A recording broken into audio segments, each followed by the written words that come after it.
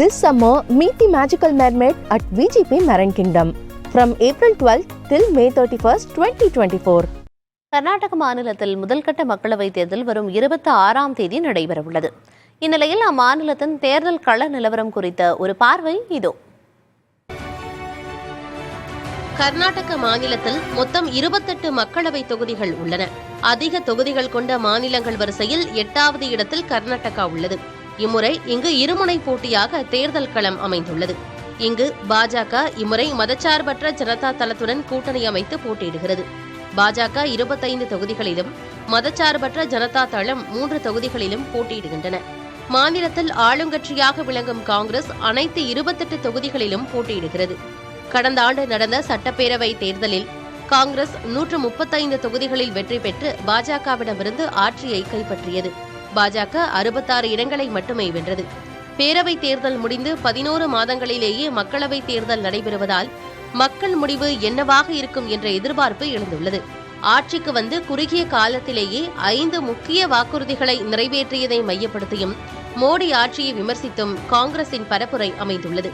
நாட்டின் வளர்ச்சி, மாநில அரசு மீது நிர்வாக சீர்கேடு புகார்கள், குடிநீர் தட்டுப்பாடு உள்ளிட்ட அம்சங்களை முன்வைத்து பாஜக பரப்புரை மேற்கொண்டுள்ளது.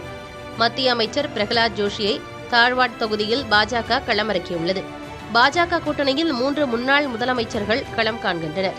ஜெகதீஷ் ஷெட்டர் பெலகாவியிலும், பசவராஜ் பொம்மை ஹவேரி தொகுதியிலும், குமாரசாமி மாண்டியா தொகுதியிலும் போட்டியிடுகின்றனர்.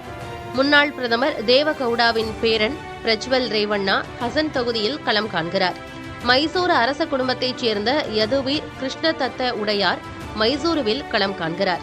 2 முன்னாள் முதலமைச்சர்களின் வாரிசுகள் மோதும் மாண்டியா தொகுதி கவனிக்கப்படும் தொகுதியாக மாறியுள்ளது. முன்னாள் முதல்வர் எடியூரப்பாவின் மகன் ராகவேந்திரா பாஜக சார்பிலும், நடிகர் ராஜ்குமாரின் மருமகளும் முன்னாள் முதலமைச்சர் பங்காரப்பாவின் மகளுமான கீதா சிவராஜ்குமார் காங்கிரஸ் சார்பிலும் இங்கு போட்டியிடுகின்றனர். காங்கிரஸ் செய்தி தொடர்பாளர் ராஜீவ் கவுடா பெங்களூரு வடக்கு தொகுதியிலும், கர்நாடக துணை முதலமைச்சர் DK சிவகுமாரின் சகோதரர் DK சுரேஷ் பெங்களூரு ரூரல் தொகுதியிலும் போட்டியிடுகின்றனர். கர்நாடகாவில் மக்களவை தேர்தல்களில் பாஜகவை ஆதிக்கம் செலுத்துகிறது. கடைசியாக நடந்த 4 மக்களவை தேர்தல்களிலும் அக்கட்சியே அங்கு அதிக இடங்களை வென்றுள்ளது.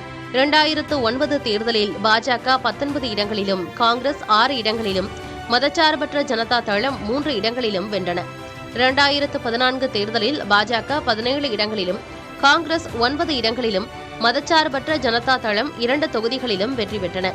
2019 தேர்தலில் பாஜக 25 தொகுதிகளிலும், காங்கிரஸ், மதச்சார்பற்ற ஜனதா தளம், சுயேச்சை ஆகியவை தலா 1 தொகுதியிலும் வென்றன.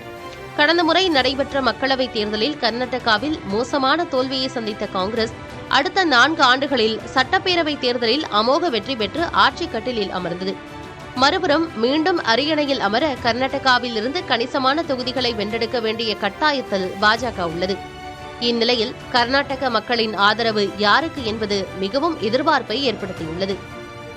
This summer, meet the magical mermaid at VGP Marine Kingdom from April 12th till May 31st, 2024.